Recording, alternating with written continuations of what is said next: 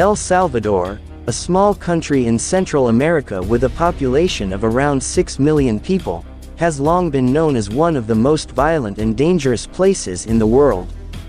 The extreme levels of violence and crime, brutal competition, and dark history of civil war have created an unstable environment. Since the early 2000s, El Salvador has consistently ranked among the countries with the highest murder rates in the world. The violence in the country reached its peak in 2015, when the murder rate reached 106 cases per 100,000 inhabitants, making El Salvador the country with the highest rate of violent deaths in the world, surpassing Syria, which was then embroiled in a civil war. The level of brutality in El Salvador is not only staggering, but it has also become systematic. Mutilations, rapes, and extortion are part of everyday life, resulting in thousands of deaths. Criminal violence has forced over 235,000 people to flee, including more than 100,000 children and teenagers who have been forced to leave their schools due to gang violence. The state of emergency in El Salvador seemed to have no expiration date. However, everything changed on June 1, 2019, when Nayib Bukele was officially sworn in as President of El Salvador. With a landslide victory, he defeated his political opponents and took over the government in one of the countries that was then known as one of the most dangerous places in the world. However, in just 5 years, Bukele has managed to drastically change the situation. If in 2019 the murder rate in El Salvador reached 103 cases per 100,000 inhabitants, in 2023 the number plummeted to just 2.4 cases.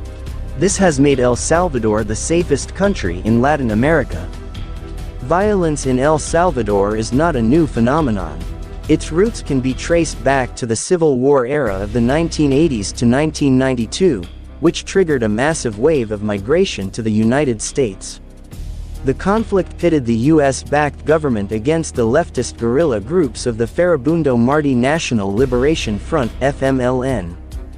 The Civil War was sparked by extreme economic inequality, corruption, and political repression by the military government at the time. El Salvador's elite controlled most of the land and wealth, while the majority of the population lived in poverty.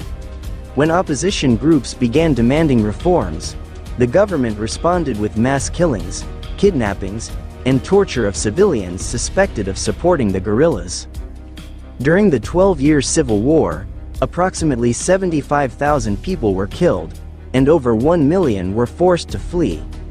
Many escaped to other countries, including the United States. The war also left deep scars on the society, with violence becoming a part of daily life.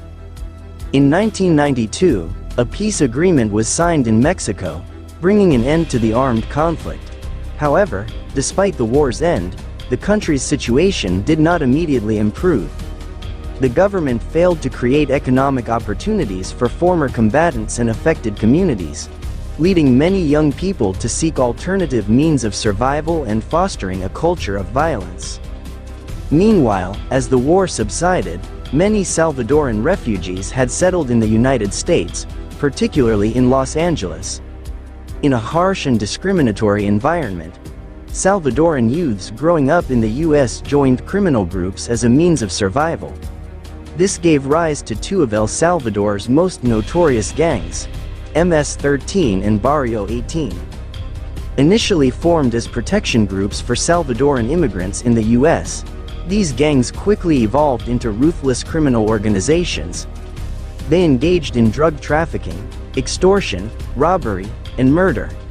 As the chaos caused by these groups escalated, the United States began deporting thousands of gang members back to El Salvador. However, instead of disbanding, they re-established their networks in their homeland. At the same time, the Salvadoran government lacked the capacity to handle the return of these criminals.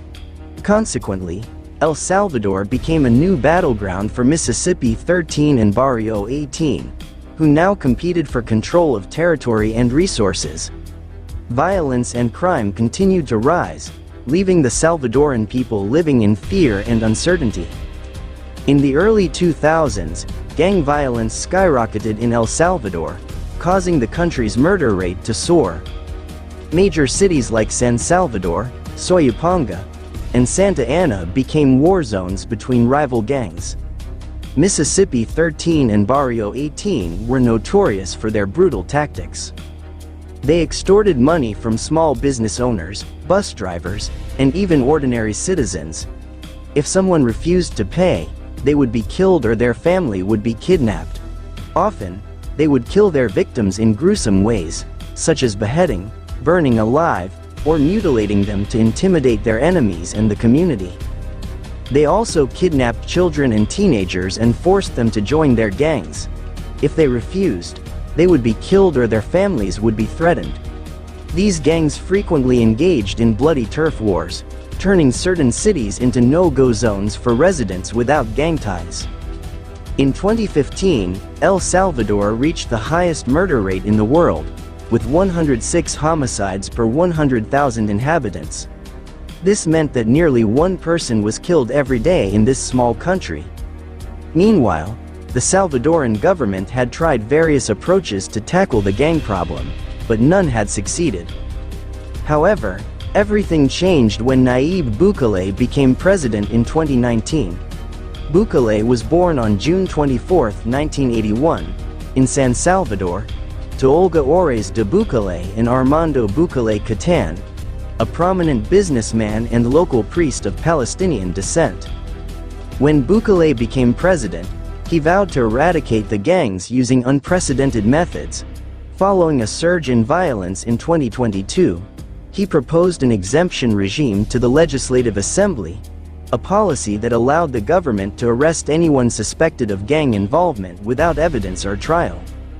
The Assembly approved the exemption regime through Legislative Decree No. 333, which remains in effect to this day.